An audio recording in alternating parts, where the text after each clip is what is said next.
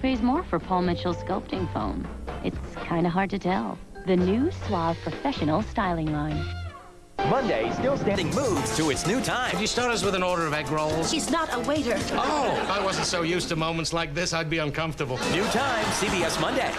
We're counting down your favorite 100 movie songs. Join superstars John Travolta, Celine Dion, and more for AFI's 100 Years, 100 Songs. CBS Tuesday, June 22nd.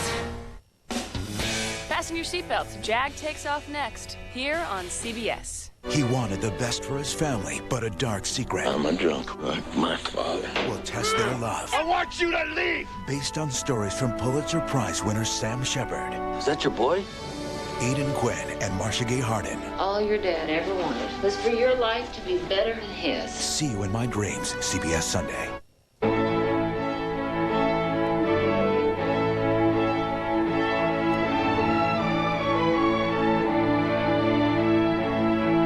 This is a CBS News special report. Ronald Reagan, the death of a president. From Washington, here is Dan Rather. Good evening again. After his state funeral here in Washington today, President Reagan's body has been returned to California. It is just after 6 in the evening in California now. Sunset is about 2 hours away. The president's burial service is about to begin at the Reagan Presidential Library in Simi Valley. Former First Lady Nancy Reagan and the Reagan family are in this motorcade now. They are accompanying the president's body home from Washington, first on the Air Force jet from the presidential fleet, and now in this procession leading from Point Mugu over to Ronald Wilson Reagan's final resting place. CBS's Sandra Hughes is at the Reagan Library. Sandra? Good evening, Dan. Most all of the guests have arrived. They are seated near the burial site. So many, there were 700 invited guests, that they had to be bussed up here to the Hilltop Library. Among the invited guests, we know Governor Arnold Schwarzenegger and his wife are going to be here, Hollywood actors Bo Derek and Tom Selleck. Also some well-known Hollywood liberals, most notably Norman Lear. Some very old friends of the Reagans, Mary Jane Wick and Charles Wick. Charles Wick, you will remember, is one of the so-called Reagan kitchen cabinet who helped get him elected first to governor here in California. Also a very old friend, Betsy Bloomingdale. Close political friend Margaret Thatcher, who was too frail to give her eulogy in Washington, actually rode along on the plane back here to California, and she will be attending along with former Secretary of State George Shultz. Now, what's going to be interesting tonight is for the first time since their father passed away, we are going to hear from all three of the surviving Reagan children. Patty Davis, Ron, and Michael Reagan will all speak about their father. Dan? Sandra Hughes, thanks. At the Reagan Library, some of the music has already begun as the motorcade is still a few miles away.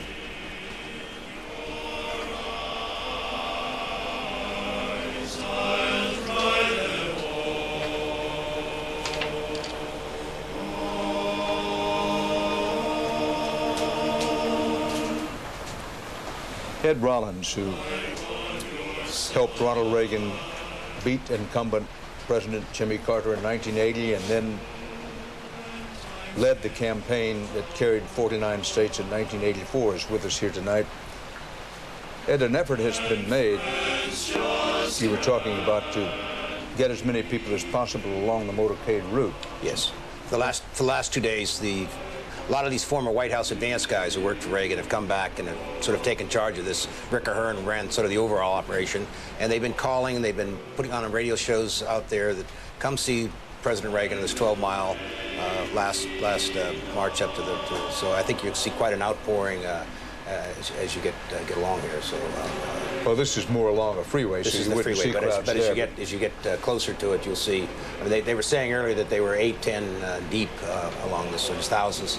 As you can see, there's thousands along the way there. So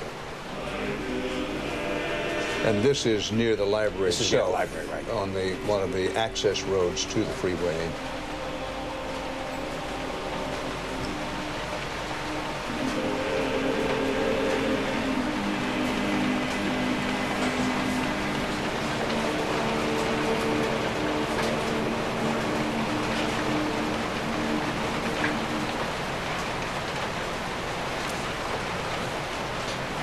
Edmund Morris, biographer of President Ronald Reagan, is with us again tonight.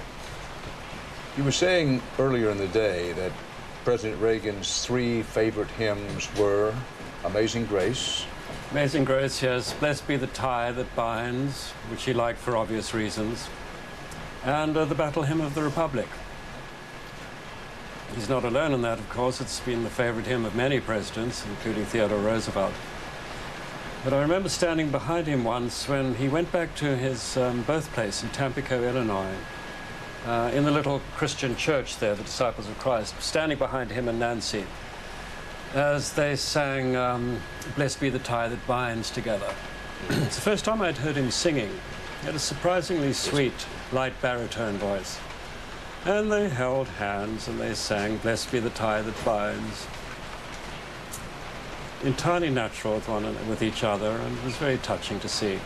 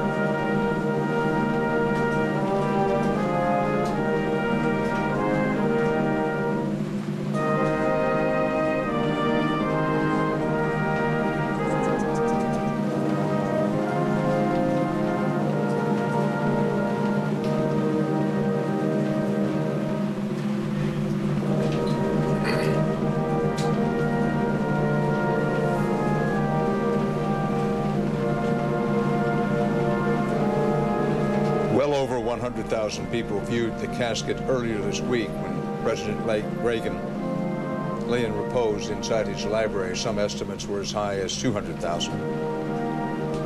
An additional slightly more than 100,000 passed the casket as President Reagan lay in state here in Washington in the rotunda of the Capitol. About 3,000 people were inside Washington National Cathedral today for the formal funeral service, and now what is roughly estimated as about 20,000 people are lining the roadway leading to the President's library. That's one reason that the cortege is moving so slowly. People turned out. I want to give those, especially the families with the children, a chance to look at this historic cortege.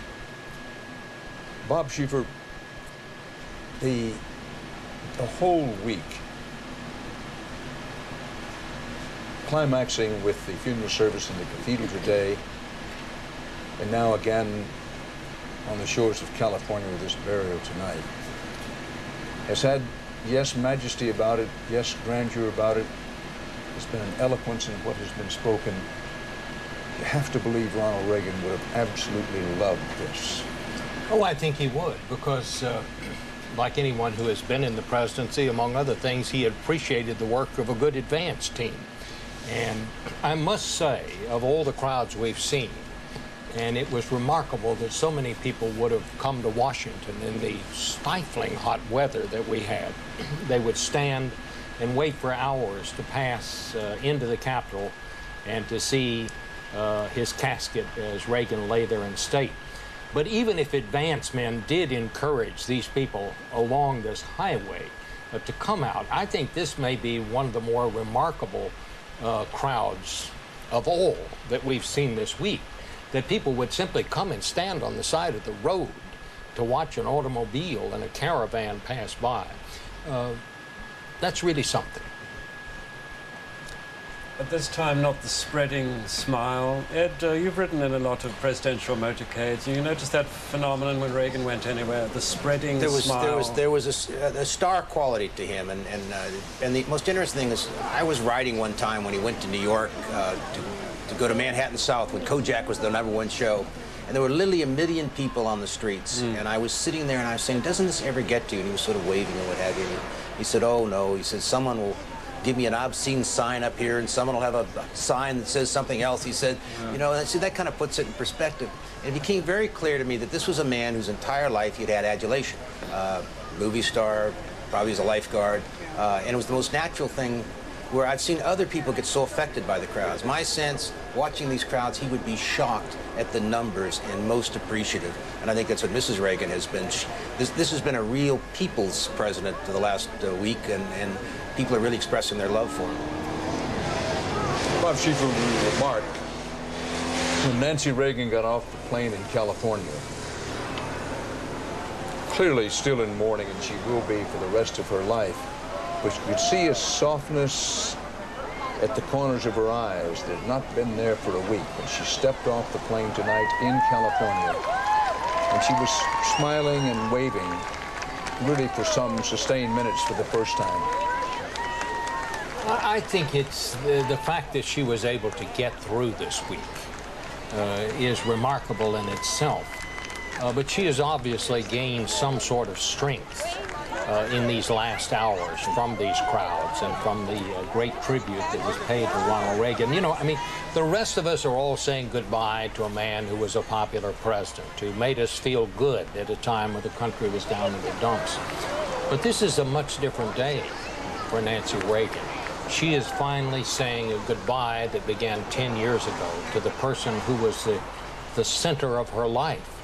And I found myself, her grief was so deep, it seemed to me, as I watched her over this week, that sometimes I find myself wanting to look away from the screen when she's there, because I almost don't want to intrude on her grief. People said many things about Nancy Reagan when she was the First Lady, but you have to say one thing: she loved the guy. Yes. This was one of the great love stories.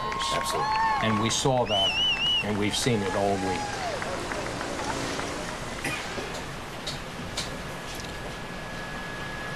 Well, one cannot know, but one can believe that Nancy Reagan is thinking something along the lines of Edna St. Vincent Millay's Dirge Without Music. It says, I am not resigned to the shutting away of loving hearts in the hard ground. So it is, and so it will be, for so it has been time out of mind. Into the darkness they go, the wise and the lovely. But I am not resigned. Sandra Hughes is at the burial site itself near the library. Sandra, tell us about the burial site and the preparations. Well, Dan, as you know, when it came to the president's image, no details were left undone, and that is really true of the service that's going to take place tonight and the burial site itself. It was chosen by President Reagan and Nancy. It's on the southwest corner of the library here on this hilltop in Simi Valley with a very distant view of the Pacific Ocean. It's overlooking the Santa Susana Mountains. It's also overlooking the scene of where many Hollywood westerns were shot back in the 1940s. It's near a grove of California oak trees and also very near a replica of the south lawn of the White House. Now, he's going to be buried in an underground crypt where Nancy Reagan will also be buried. Surrounding that crypt is a limestone memorial wall, sort of in the shape of a horseshoe. And inscribed in that wall, words that were spoken by President Reagan when he opened this library back in 1991. It says, "I know in my heart that man is good, that what is right will always eventually triumph, and there is purpose and worth to each and every life." Dan?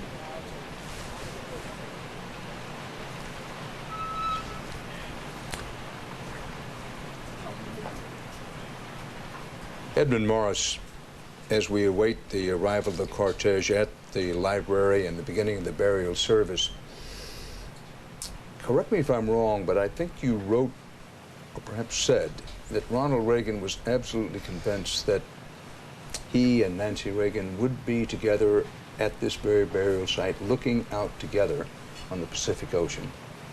Yes, I had a very strange conversation with him. It's one of these conversations that made you realize he was different from other people. He talked about his death and his interment almost with interest. Most of us fear death and don't like to think about it. He was even interested in the mechanics of his burial. He said, "You know, they have a sort of chamber for me there and for her, and they're going to slide my coffin in on rails, rather like a miniature railroad." And his face was beaming as he contemplated these mechanics. And he said, "They'll slide me in, and then they're going to close the steel door, but they won't close it permanently, because she," he used to talk in pronouns, "because she will be joining me there one day. And when they slide her in, we'll lie there side by side, and then they'll close the steel door permanently, and she and I will lie there and we'll look at the Pacific Ocean together."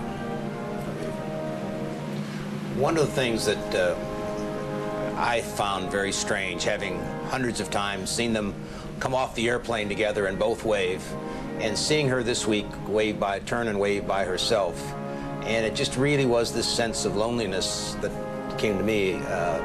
And everyone today watched her. She's been so strong. If she would have dropped a tear coming down that aisle, you'd have had 3 feet of water in that cathedral. She was very stoic again today, and I think it was really quite remarkable.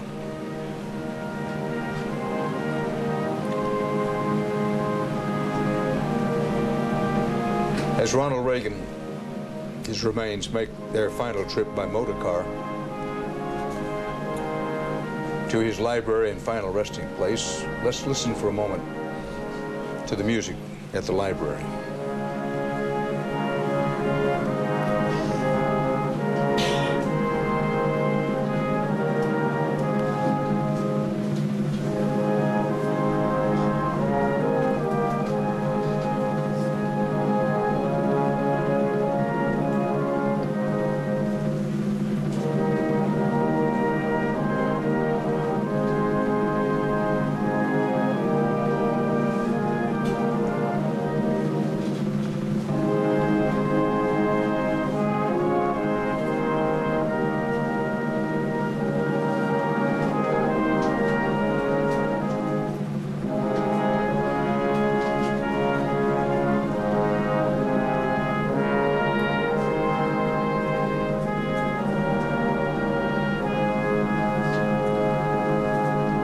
CBS News correspondent Bill Plant, who covered the rise of Ronald Reagan, upon conclusion of the service, the please remain in place until Mrs. Reagan departs. politician running for office, You will be escorted. then covered Ronald Reagan when he was president in the White House, is in our Washington bureau.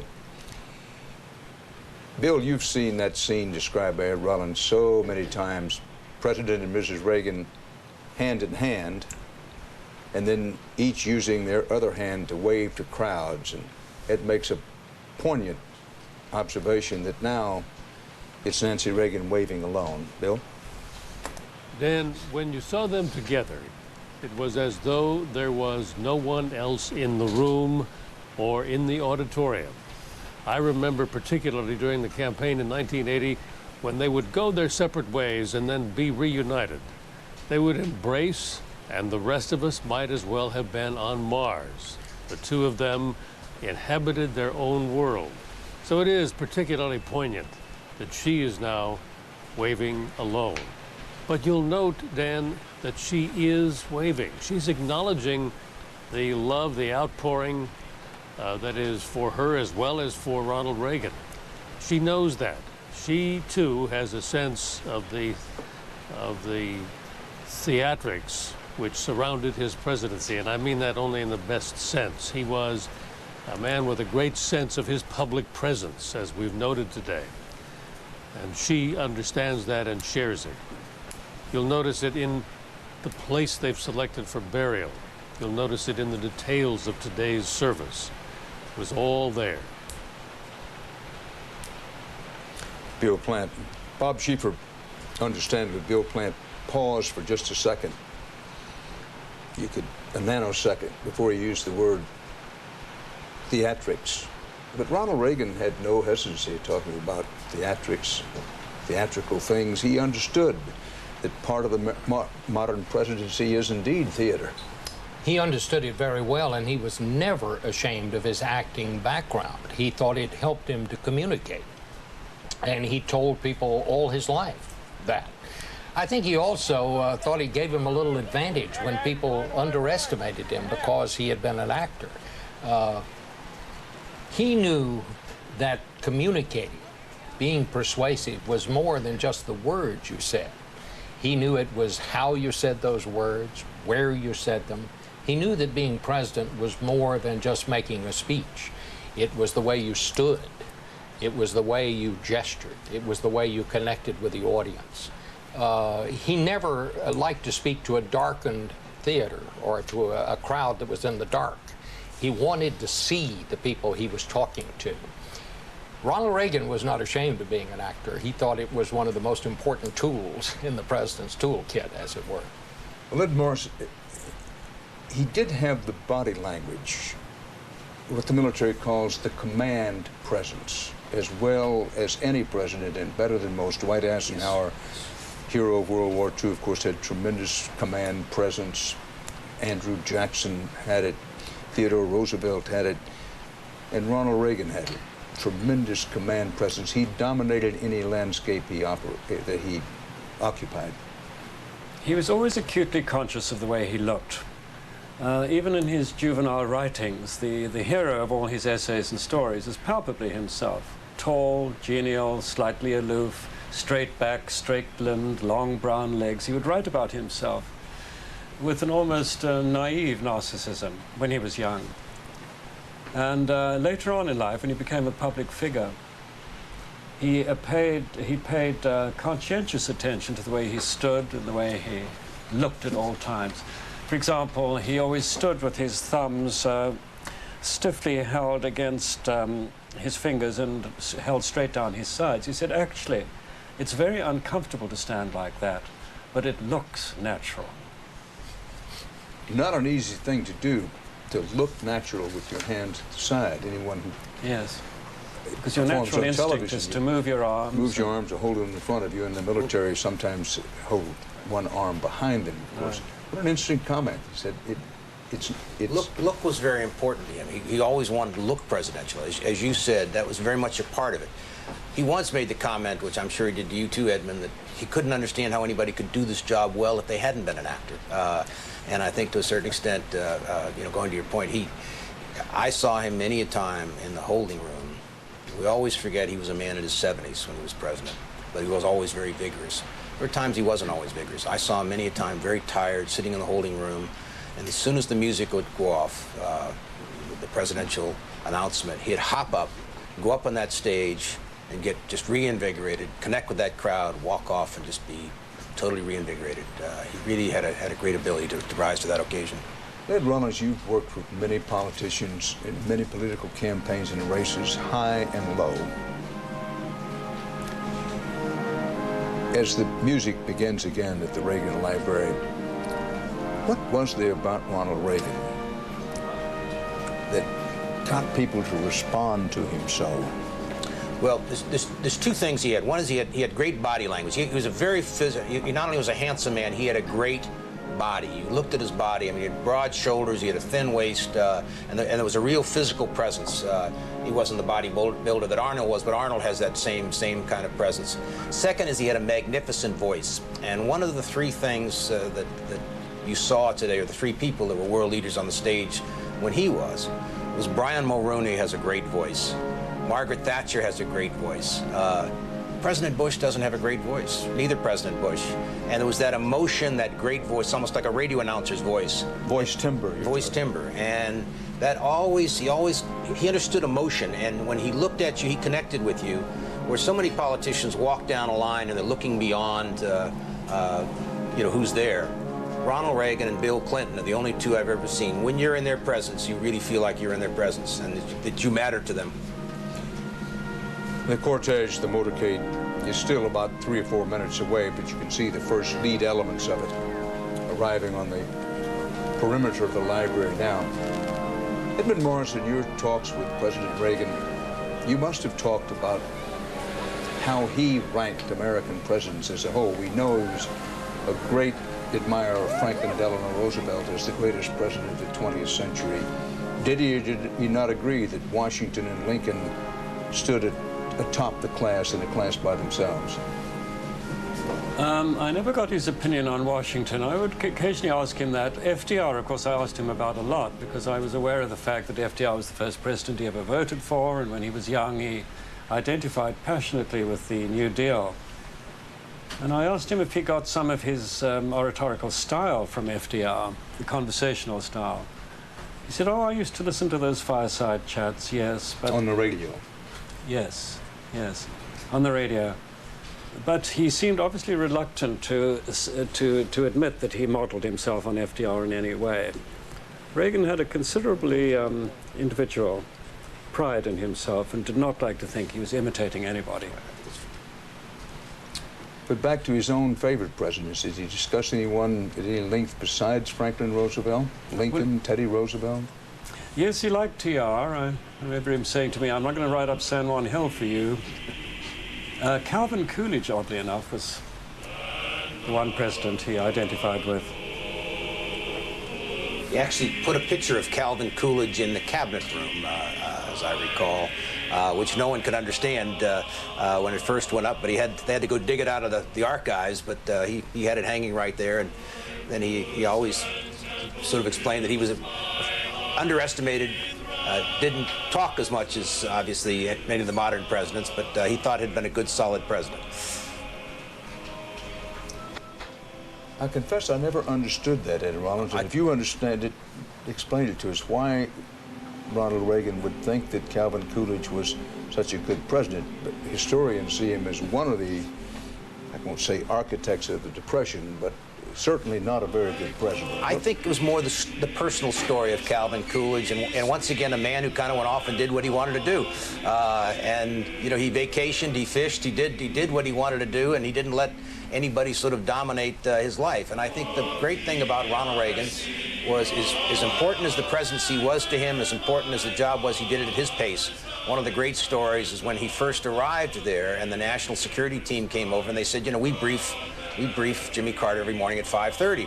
And he said, great. He said, you guys, you want us to keep on at 5:30? He said, absolutely. He said, you know, make sure you have some coffee and some newspapers. And when I get up at 8, you know, you can brief me. And if anything happens in the meantime, you know, call Ed Meese.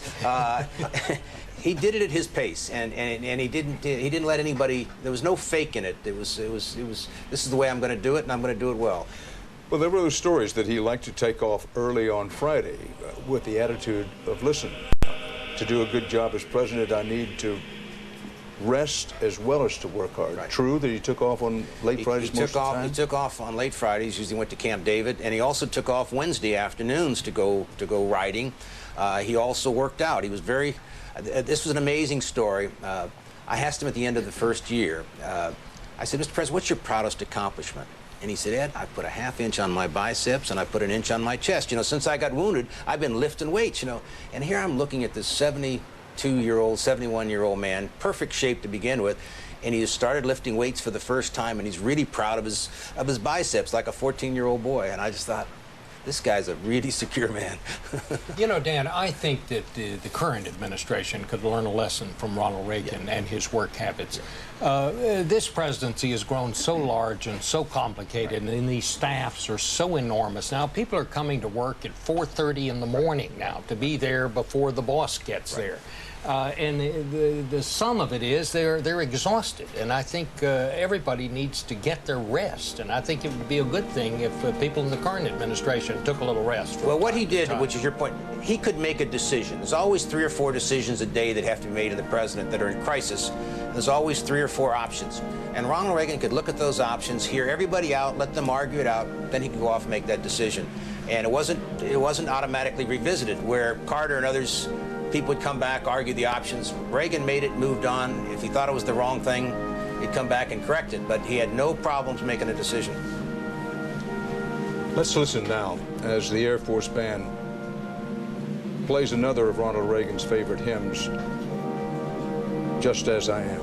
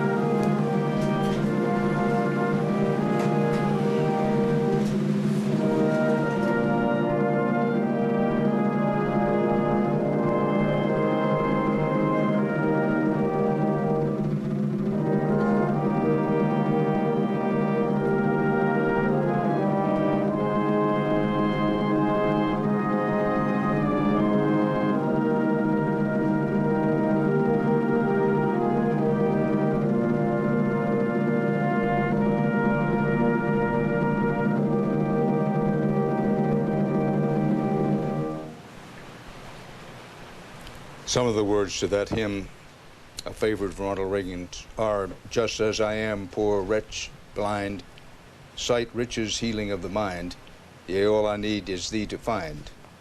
O Lamb of God, I come. Just as I am, though tossed about with many a conflict, many a doubt, fightings and fears within, without, O Lamb of God, I come, I come.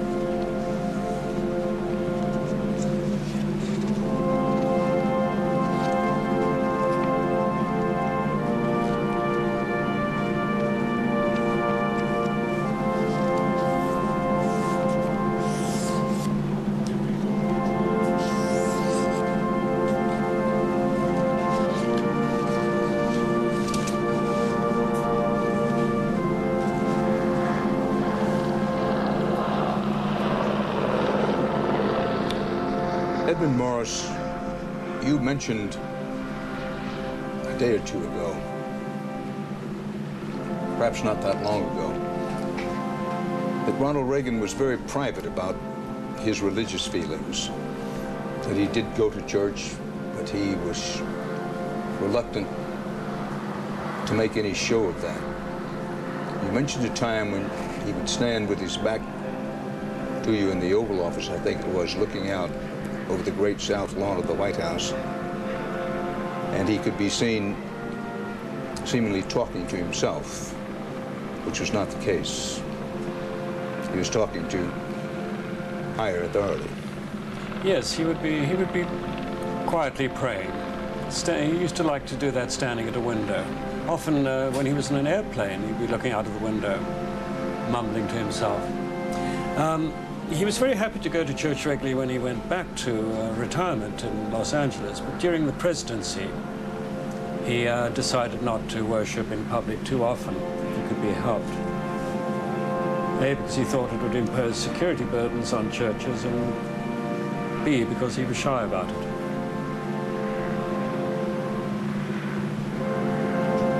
Ed Rollins, in the cut and thrust of political campaigns, and nowhere is the cut and thrust rougher or tougher than it is in a presidential campaign.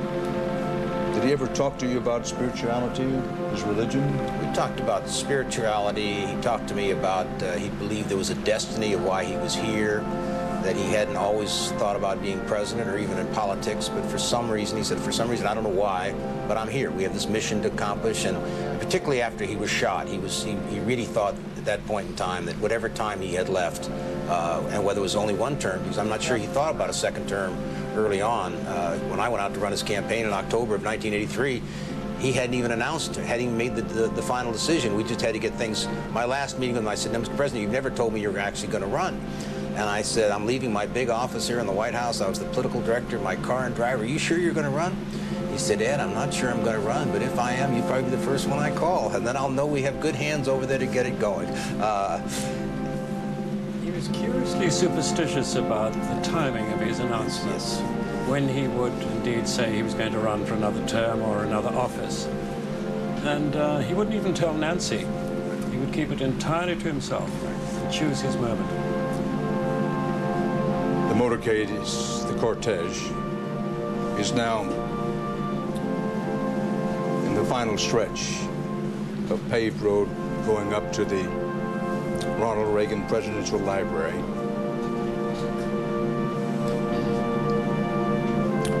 There are many celery and strawberry fields along the route going to the library in Simi Valley. And there's this good, beautiful light at the fading of the day.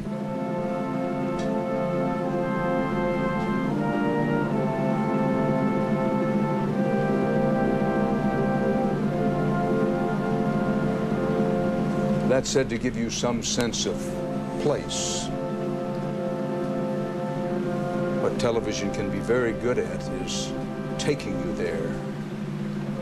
And indeed, that's what television is doing at this moment, taking you to that hillside at the library. But so often you don't see or know what's at either side or above and below the camera shot. Simi Valley is rich in agricultural fields.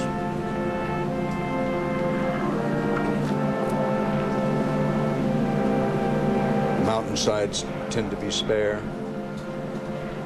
but there are many trees at the library site itself. One of the things he loved at the ranch was the great views that he had off of the ocean. But they were very careful when they put all the military apparatus and the security apparatus when he was president, because they knew when he was president it would all come away. It was a very difficult place to get up.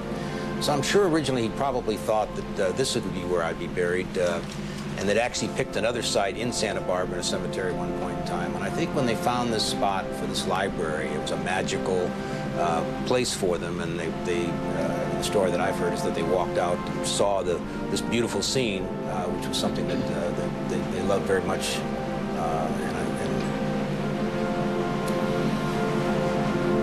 Well, as the hearse is pulling up fairly near now for its final trip with the remains of Ronald Reagan, you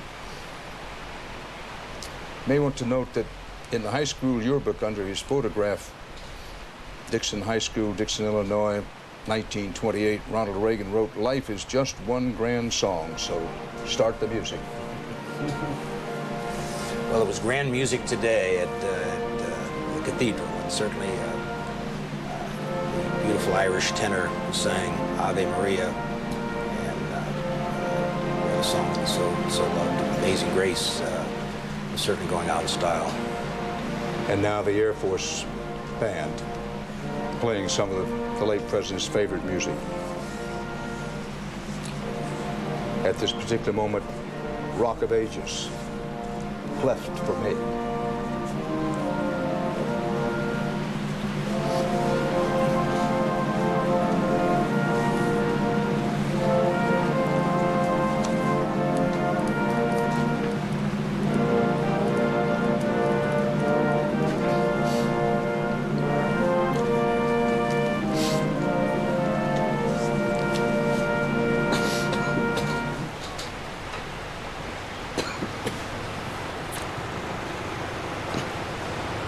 The burial service will start with ruffles and flourishes, followed by Hail to the Chief, both played by the Air Force Band. Solo bagpiper this time, playing Amazing Grace. Then there'll be the invocation by the Reverend Michael Venning. Then the Battle Hymn of the Republic, played by the Air Force Band and sung by the U.S. Army Chorus. That sequence of events and music will be followed by words of remembrance by President Reagan's children.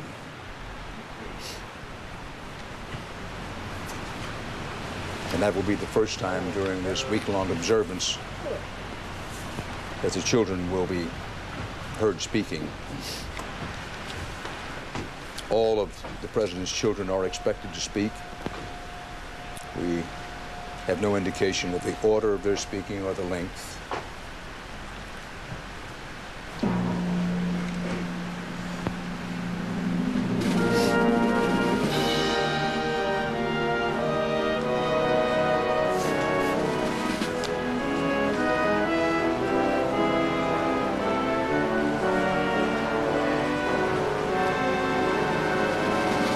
But before any of that begins to take place, you'll know that the burial service itself is underway when ruffles and flourishes are played. First, the former First Lady and the family will watch as the casket is removed from the hearse for the last time.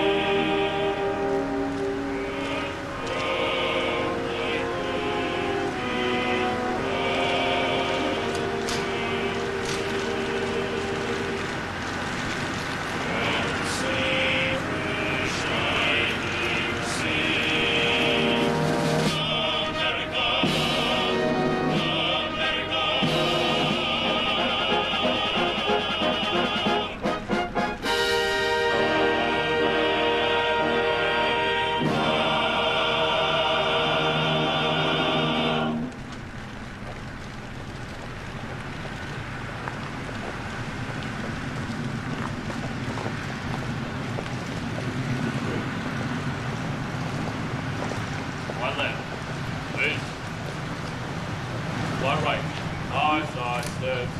More.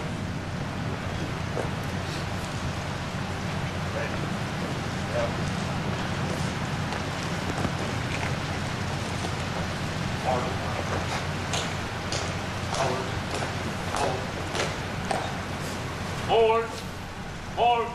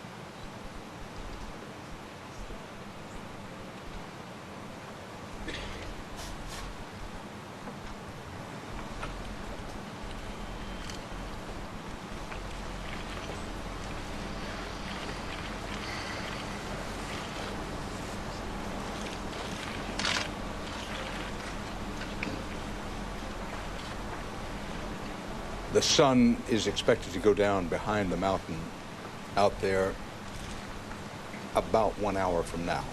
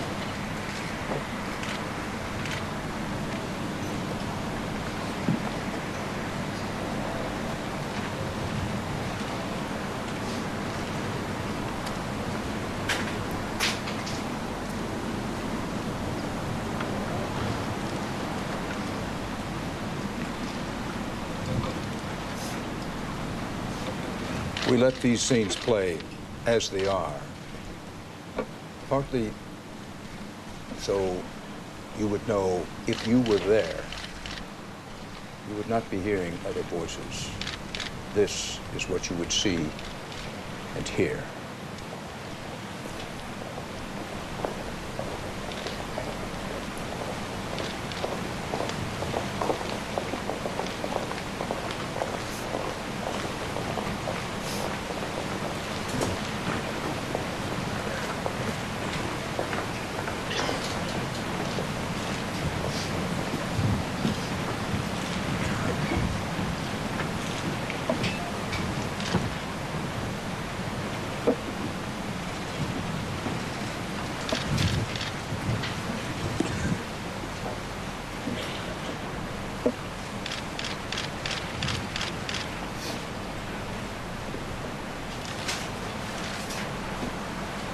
As mentioned earlier, all of President Reagan's children are expected to speak.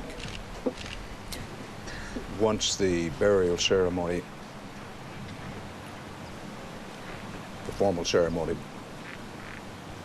begins, and ruffles and flourishes, Hail to the Chief, have been played, the solo bagpiper plays Amazing Grace, the invocation is given, Battle Hymn of the Republic is sung, then will come the words of remembrance by the children.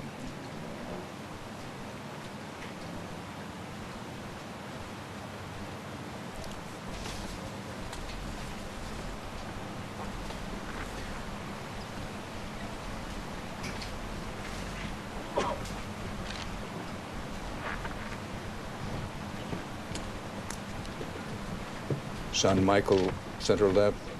Son Ronald P. Reagan, center right in this picture.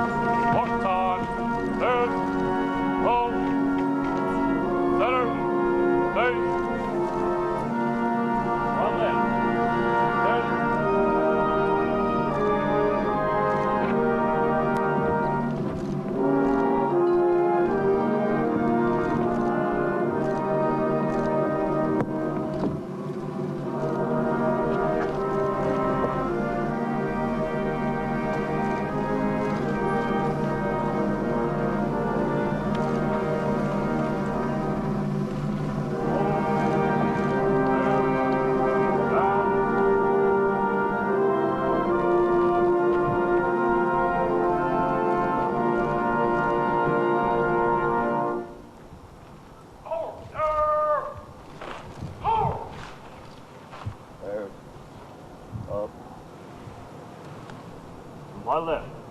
8. Forward. March.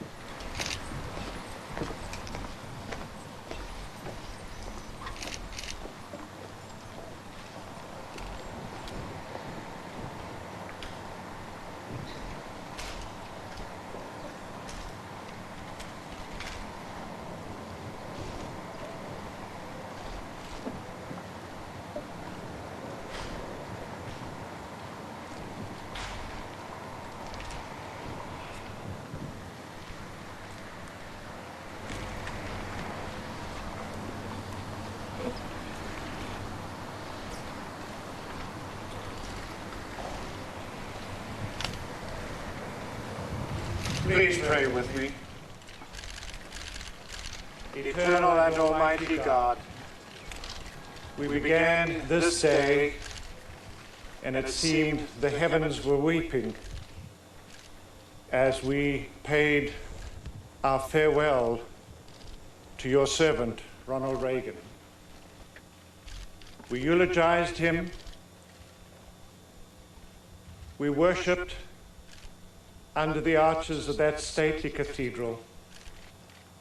We have come from sea to shining sea, to this soil which he loved so much, and where his body will remain.